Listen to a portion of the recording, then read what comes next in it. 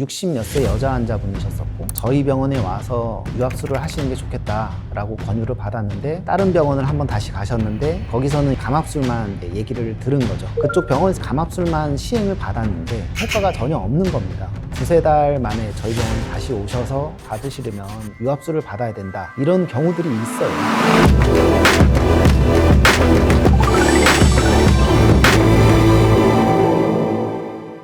안녕하세요. 바른세상병원 척추센터의 이근호라고 합니다. 오늘 주제는 척추 유압술에 관한 것입니다.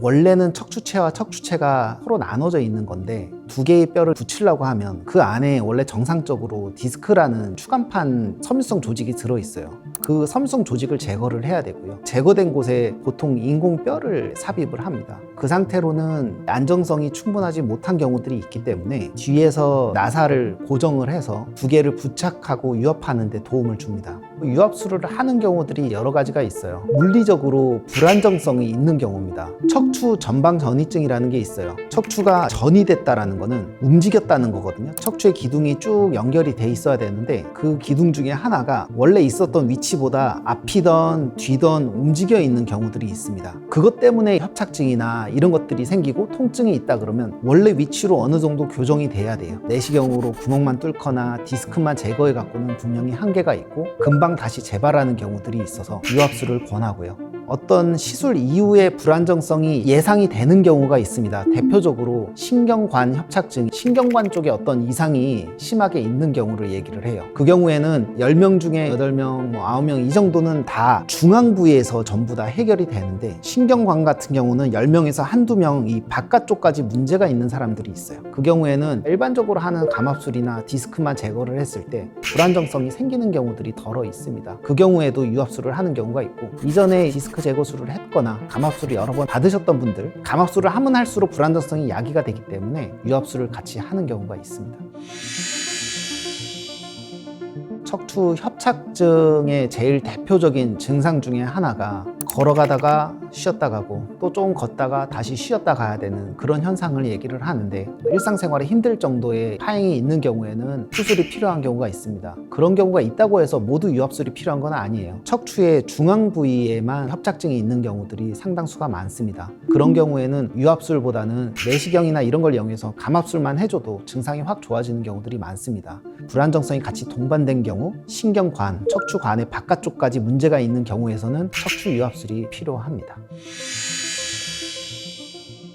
유압술은 척추체랑 척추체를 붙이는 수술이에요. 감압술이라고 하는 거는 압력을 줄여주는 수술입니다. 압력이 이제 생기는 대표적인 이유가 협착증 때문에 생겨요. 일반적으로 환자분들께서 협착증 수술 얘기를 하는 것 중에 상당수는 감압술을 얘기를 합니다. 그거 외에 추간판 절제술이라든지 추간판만 제거를 하거나 이런 경우들이 있어요. 불안정성이 있어서 그것만 유압해서 교정을 해주자라는 게 있고요. 어떤 감압술이나 다른 것들을 하는데 이후에 불안정성이 생길 걸 예상이 되기 때문에 유압술을 하는 경우도 있습니다. 상당수에서는 협착증하고 불안정성이 동반된 경우들이 많기 때문에 그런 경우에는 감압술을 같이 해주고, 불안정성이 생길 수 있는 경우에는 유압술을 같이 해주고, 내시경을 이용해서 하는 수술 방법이 요즘 많이 발달이 됐고, 이전에 비해서 절개가 많이 작아졌거나 환자들의 이후에 회복력이라든지 근육 손상이나 이런 것들도 최소화하는 수술 방법들이 많이 개발이 됐습니다.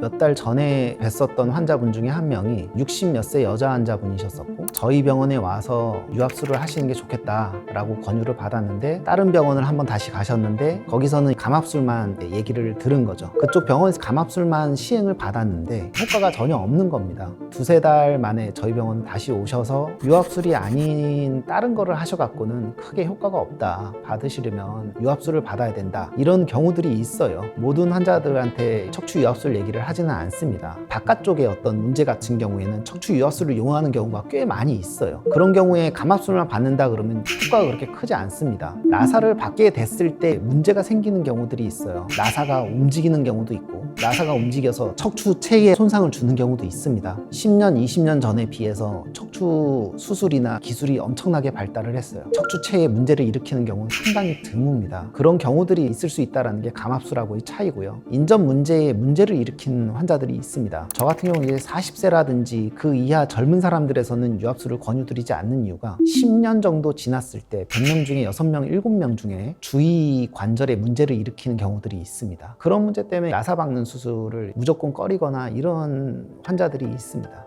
오늘은 척추 유압술에 대해서 알아봤습니다. 지금까지 바른세상병원 척추센터 이근호였습니다. 감사합니다.